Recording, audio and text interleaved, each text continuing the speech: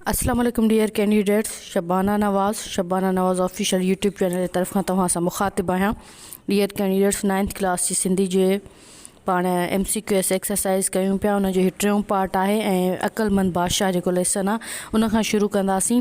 वधीक जेका कोई विच ते डिस्कशन थी त उहा ड्यूरिंग क्लास बि करे सघूं था। ऐं हिकु ॿी ॻाल्हि त मां हाणे तव्हांखे सिर्फ़ु सही जवाबु ॿुधाईंदी पिया इन लाइ जो कोशिशि आहे त हिन ई पार्ट में एक्सरसाइज़ कंप्लीट कयूं ऐं लेसन इलाही रहिजनि पिया न। सो स्टार्ट कयूं था पहिरें सवाल खां। हिकिड़े शख़्स वटि बेशुमार देश हुई। छा हुई? दौलत हुई। ठीकु। ऐं उनखे पुट हुया। केतिरा पुट हुया उनखे? 4 पुट हुआ। हिकु शख़्स वटि बेशुमार दौलत हुई ऐं उन वटि ऑप्शन में जेके आहिनि केतिरा पुट हुया? 4 पुट हुआ। हिन पंहिंजी मिल्कियत केतिरनि भाङनि में विरहाई। ठीकु आहे। हिन पंहिंजी मिल्कियत खे 4 भाङनि में विरहायो हो। उनखां पोइ आहे त बादशाह बाबति पुछण ते शहज़ादे चयो बादशाह वेठो त आहे पर देश लॻो वेठो आहे। छा? चरियो। ठीकु आहे। बादशाह बाबति शहज़ादे चयो। इन लाइ जो हिते शहज़ादे जा अलॻि राया हूंदा, शहज़ादीअ जा अलॻि, राणीअ जा अलॻि। इन लाइ इहो थोरो नोट करे वरितो त बादशाह बाबति जेको चयो न त वेठो त आहे पर चरियो लॻो वेठो आहे, उहो शहज़ादे चयो हो। ऐं शहज़ादीअ चयो त बादशाह वेठो त आहे पर अंधो लॻो वेठो आहे। ऐं राणीअ चयो त 12 महीना थिया आहिनि जो बादशाह गुज़ारे वियो आहे। इन लाइ जो 12 महीना थिया त बादशाह राणीअ सां न मिलियो हो, इन लाइ उन चयो त 12 महीना थिया आहिनि जो बादशाह गुज़ारे वियो आहे।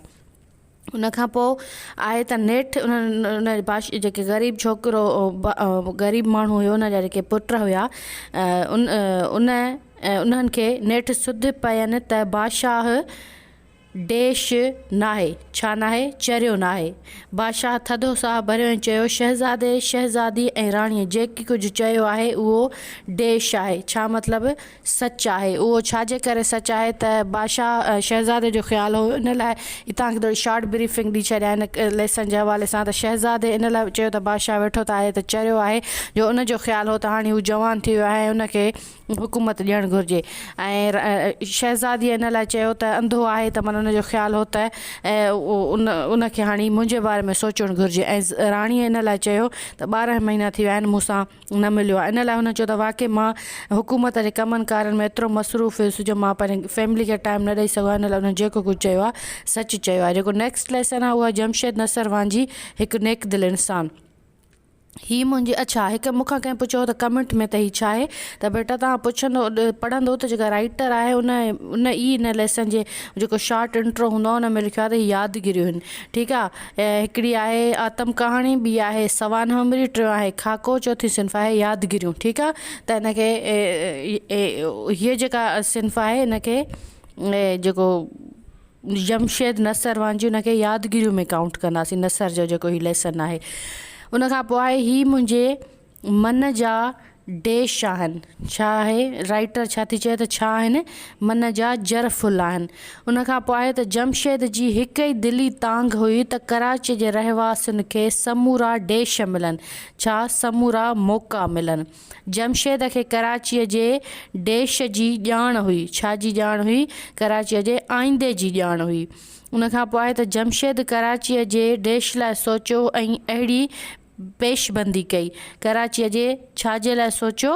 पाणीअ जी रसाई ऐं नेकाल लाइ सोचियो ऐं अहिड़ी पेशबंदी कई।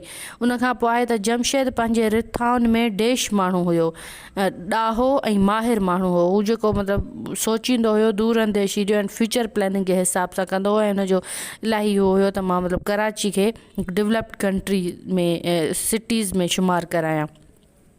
अॼु कराची हिकु शाही शहर आहे ऐं उन जे रहवासियुनि जो अंग देश ताईं वञी पहुतो आहे। केसी ताईं? 1 करोड़। ठीकु आहे। 1 करोड़ ताईं पहुतो आहे।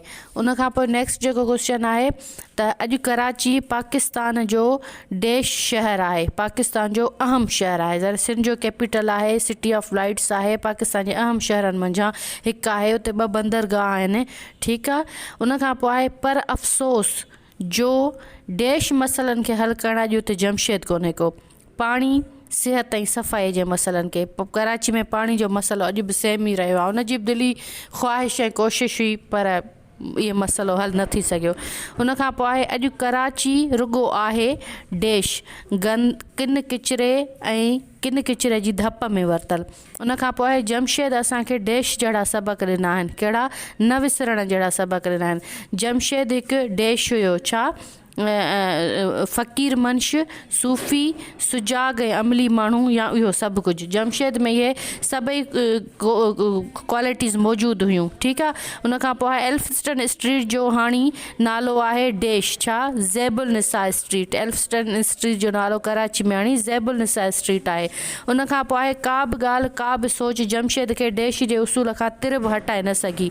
कहिड़ी खां, उन्हनि सभिनी, कहिड़ा, मतिलबु पूरे इंसाफ़, दयानत, हक़दारी, इन्हनि टिनी उसूलनि खां तिर जेतिरो बि जमशेद खे का बि ॻाल्हि हटाए न सघी। उन खां पोइ जेको लेसन आहे नेक्स्ट आहे आईंदे जो ऊनो। बशीर ॻणती आहे त हाणे क्लास में कहिड़ो मज़मून देश, ठीकु आहे, त उन खां आहे त 9, ठीकु आहे, 9 क्लास जो मज़मून। उन खां पोइ आहे त रुॻो माज़ीअ में घर या हाल में मस्तु रहण त का देश न आहे न, मतिलबु का अक़लमंदी न आहे न। उन खां पोइ आहे जानवर ऐं पखी बि पंहिंजे आईंदे लाइ देश कंदा आहिनि, छा, खाधो गॾु कंदा आहिनि। सियाणा माण्हू त अॻुवाट ई देश सालनि जूं रिथाऊं जोड़ींदा आहिनि, 4 या 5 सालनि जूं रिथाऊं जोड़ींदा आहिनि। मुंहिंजे वॾे भाउ मसूद गुज़िरियल साल देश पास कई आहे, छा, BA पास कई आहे। घर में भाती आहियूं, घणा, 8 भाती आहियूं, ठीकु आहे। हीअ मकालमो आहे कुझु दोस्त जी पाण में। आईंदे जो ऊनो जेको आहे न, सिंधी जेको अदब जी सिंफ़ में मुकालमे जे नाले सां काउंट थींदो, इन लाइ हुन में कुझु दोस्तनि जी ॻाल्हि ॿोल आहे।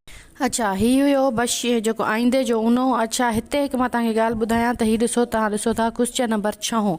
क्वेश्चन नंबर 6 खां पोइ वरी हिते ही आहे हिकु पेज शायदि मिस थी वियो आहे मूंखां स्लाइड्स में। उन खां पोइ वरी न्यूयॉर्क जा रंग ही लेसन आहे, पर न्यूयॉर्क जा रंग पहिरियां 6 क्वेश्चन्स कोन्हनि के 7 खां स्टार्ट आहिनि। सो इनशाला ताला वरी जेकॾहिं कोई ग्रामर जो क्लास कयो या उन हवाले सां ॿियो कोई मां विच ते 6 क्वेश्चन ई मिस थियनि था त मां उनखे हू कवर करे वठंदासीं। अचूं था न्यूयॉर्क ते, त न्यूयॉर्क जे विच में हिकु नदी हेड्रो आहे, उन जे अंदरि हिकु सिरंग वारो रस्तो आहे, ठीकु आहे। ऐं उन जी जेका आहे त केतिरी उन जी ड्रैग आहे, घटि में घटि 3 मील। उन खां पोइ आहे न्यूयॉर्क जे रॉकफेलर सेंटर में मुक़ाबला थींदा आहिनि, छाजा, बर्फ़ ते तरण जा मुक़ाबला। उन खां पोइ आहे त परवाह ई कान हूंदी अथनि त को देश ॾिसंदो, मतिलबु उते न्यूयॉर्क जे माण्हुनि खे परवाह ई कान हूंदी आहे त को केरु ॾिसंदो। उन खां पोइ आहे त न्यूयॉर्क में देश जो तस्वुर ई कोन्हे, पाड़े जो तस्वुर ई कोन्हे। मेडिसन स्क्वायर गार्डन हिकु तमामु वॾो देश आहे, छा आहे, हॉल आहे। दुनिया जी जदीद तरीन स्टेज देश आहे म्यूज़िक हॉल में, ठीकु आहे। दुनिया जी जदीद तरीन stage New York J music hall में आहे। उन खां पोइ आहे त समुंड में सॼी बादशाहत ॾेखारी हुआऊं, हिकु राणी, सन सिपाही ऐं ॿी राया जलपरनि जी सूरत में देश ॾेखारियो हुयऊं, छा, हिकु टुबियूं हणंदे, तरंदे ऐं हिक ॿिए सां मिलंदे, ऐं इहे सभु। उन खां पोइ आहे सिंधी अदब जी मुख़्तसर तारीख़, इलाही इम्पोर्टेंट आहे। जीअं मां तव्हांखे ॿुधायो 8th में बि हुयो, ऐं मां तव्हांखे ॿुधायो त 9th जे सिंधीअ में बि इहो हूंदो आहे, सिंधी अदब जी मुख़्तसर तारीख़। ऐं उन खां पोइ जेको मां ऑब्ज़र्व कयो आहे त सिंधी अदब जी मुख़्तसर तारीख़, उन खां पोइ आहे आगा खान फाउंडेशन, सोरठ, ट्राइडियाज, रोहिड़ी स्टेज, त तमामु इम्पोर्टेंट रहनि था। पर हिन क्लास में इंशाअल्लाह ताला सिंधी अदब जी मुख़्तसर तारीख़ खे कवर करण जी कोशिशि कंदासीं। जेको डे फस्ट खां वठी शुरू खां वठी मां तव्हांखे पढ़ायो आहे, सिंधीअ में पाण जेको पढ़ियो आहे, उन हवाले सां बि हिकिड़ो इलाही इम्पोर्टेंट लेसन आहे। सिंधी हिकु देश ॿोली आहे, छा आहे, क़दीम बि ऐं शाहूकार बि। अरब सियाहनि ऐं तारीख़दाननि जे तहरीरनि मूजिबि देश सदी ईस्वीअ ताईं, बल्कि किन हवालनि मूजिबि उन खां बि अॻे सिंध राइज हुई, ठीकु आहे। छा उनजो सही जवाबु छा आहे, 9, मतिलबु 9 सदी ईस्वी। क़ुरान मजीद जो सिंधीअ में तर्जुमो, क़ुरान शरीफ़ जो सिंधीअ में तर्जुमो थियो कहिड़े दौर में, अरबनि जे दौर में। क़ुरान जो सिंधीअ में तर्जुमो देश जे हिकु आलिम कयो जेको सिंध में रही सिंधी ॿोली सिखियो, ठीकु आहे। कंहिंजो आलिम, इराक। उन खां पोइ आहे त अरबनि खां पोइ सिंध ते देश जो राज क़ाइमु थियो। अरबन खां पोइ सिंध ते समन जो राज क़ाइमु थियो, समन खां पोइ सूमरन जो राज क़ाइमु थियो। उन खां पोइ आहे त सिंधी अदब जो इब्तिदाई दौरु कंहिंखे लेखियो न थियो। जेके मां सिंध पब्लिक सर्विस कमीशन जा क्लासिस हलाया उन में सभिनी दौरनि जो मां तव्हांखे ॿुधायो, अवाली दौरु, इब्तिदाई दौरु, तामीराती दौरु, सुनहरी दौरु, ठीकु आहे, इंतिशार वारो दौरु, कारो दौरु, हर दौर खे को न को नालो ॾिनो वियो हुयो। उहो मां तव्हांखे पढ़ायो आहे, जेके मुंहिंजा सिंधी अदब जे मुख़्तसिर दौर जा क्लास आहिनि। पर हीअ आहे हिते हिनमहिल पढ़ंदासीं त सिंधी अदब जो इब्तिदाई दौरु लेखिजे थो, कंहिंखे लेखिजे थो, सूमरन जे दौर खे। उन खां पोइ आहे त देश जे दौर में भागू भान सिंधीअ में अज़ीम रज़्मियो जोड़ियो, जेको दोदे चने से मोर के बाबति आहे। कहिड़े दौर में? सूमरन जे दौर में। जीअं त तव्हांखे ख़बर आहे त जेका रज़्मिया शाइरी जंहिंमें जंग जो या मोरकनि जो हवालो हुजे, त अरबन जे दौर में सूमरन जे दौर में उन जो बुनियादु पियो हो जो दोदे चने सर जी जेका वेड़ हुई या जंग हुई, उनखे उन दौर जे मतिलबु सुघड़नि ऐं शाइरनि पंहिंजी शाइरीअ में जॻह ॾिनी ऐं उनखे रज़्मिया शाइरी जो नालो पियो। उन खां पोइ आहे त देश जे दौर में इस्माइली मुबलगनि जो कलाम बि मिले थो, जंहिंखे गुनान सजिदे थो, सेम सूमरन जे दौर में। सूमरन जे गुनान जो शाइर पीर सदरुद्दीन राशिदी आहिनि। उन खां पोइ आहे त सूमरन जी हुकूमत देश ताईं क़ाइमु रही। केसीं ताईं क़ाइमु रही? 1350 ताईं क़ाइमु रही। समन जी हुकूमत क़ाइमु थी 1350 में। सूमरन जी हुकूमत 1050 खां 1350 ताईं रही ऐं 1350 खां समन जे दौर जी समन जी हुकूमत क़ाइमु थी। ऐं समन जे दौर में मामूई शेख हमाद ऐं इसहाक आहनगर, शेख अहमद ऐं शेख चौहड़ ऐं मामूई फ़क़ीर ऐं जा बेत मिलनि था। समन जे दौर जो जेको वॾो शाइर हुयो उहो काज़ी कादन हो। काज़ी कादन जा पहिरियां बेत, ठीकु आहे, केतिरा हुया? उहे हुया 7 बेत। उन खां पोइ हिंदुस्तान जे शहर हरियाणा मां उन जा ॿिया शेर हथ आया, पर पहिरीं जेके काज़ी कादन जा बेत हुया उहे 7 बेत हुया। उन खां पोइ अरगुननि जो दौरु। अरगुननि जो दौरु कॾहिं शुरू थिए थो? 1555 खां अरगुननि जो दौरु शुरू थिए थो।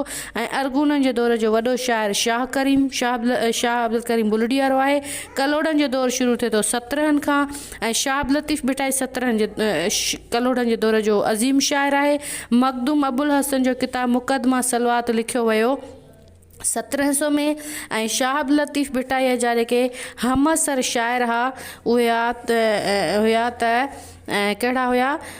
शाह अब्दुल लतीफ़ शाह इनायत रिज़वी ऐं शाह इनायत शहीद, ख्वाजा मोहम्मद ज़मान ऐं मेवन ईसो या तमर फ़क़ीर या इहे सभु, ठीकु आहे। पर शाह अब्दुल लतीफ़ जो हमअसर जेके हुया इहे सभु हुया।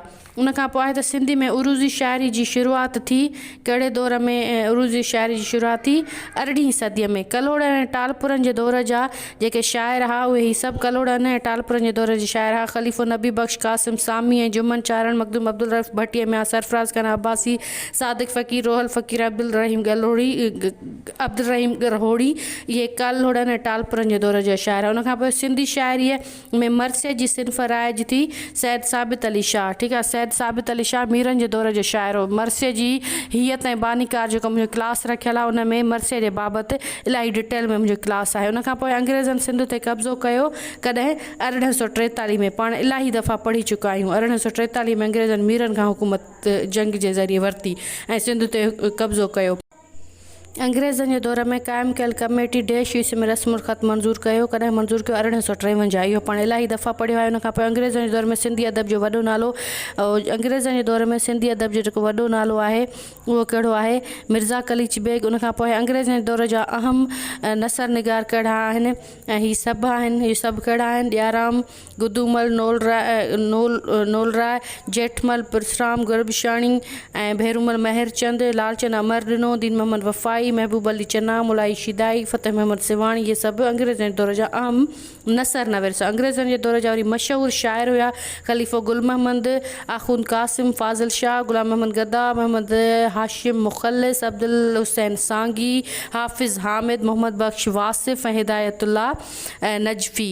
ठीकु आहे। सो ही हुयो जेको इलाही थोरो वॾो बि हुयो, ॿियनि जा 10-11 आहिनि पर MCQs, पर हिन लेसन जा 27 MCQs आहे। अञा बि सम्झो त कुझु शयूं मिसिंग आहिनि। उनखां पोइ जेको नेक्स्ट लेसन आहे उहो आगा खान फाउंडेशन आहे। सो ही क्लास हिते ई इख़्तिताम पज़ीर कयूं था। क्लास इलाही वॾो थियो आहे। शबाना नवाज़ ऑफिशियल सां जुड़ियल रहंदा। चैनल खे सब्सक्राइब न कयो त सब्सक्राइब कंदा। क्लास कीअं लॻो पंहिंजी राय ज़रूरु ॾींदा ऐं बेल आइकन जे बटन खे प्रेस करे नोटिफिकेशन ऑल खे क्लिक करणु विसारींदा त जीअं असांजे नवनि क्लासिस जे नोटिफिकेशन खां तव्हां आगाह थी सघो। इंशाअल्लाह ताला ॿिया क्लासिस ऐं जेके बेत नज़म वाई ऐं सिंफ़ूं वग़ैरह आहिनि ऐं क्लास जेके missing, Sindhi is a very rich language and literature ऐं सो इंशाअल्लाह ताला इन ते इलाही सारा क्लासिस न सिर्फ़ु टेस्ट लाइ पर टेस्ट खां बाद बि अञा वॾनि क्लासनि ऐं वॾनि टेस्टनि लाइ CS लेवल ताईं बि ठाहींदा रहंदासीं इंशाअल्लाह ताला। शबाना नवाज़ ऑफिशियल सां गॾु रहो। सिंधी लैंग्वेज जे हवाले सां इलाही असां वटि मवाद आहे ऐं इंशाअल्लाह ताला तव्हां जेकॾहिं पढ़ो वाक़ई में दिलि सां त तमामु सुठो दस्तरस हासिलु थींदो तव्हांखे पंहिंजे ॿोली ते ऐं पंहिंजे अदब ते। Thank you so much for your support. Stay blessed.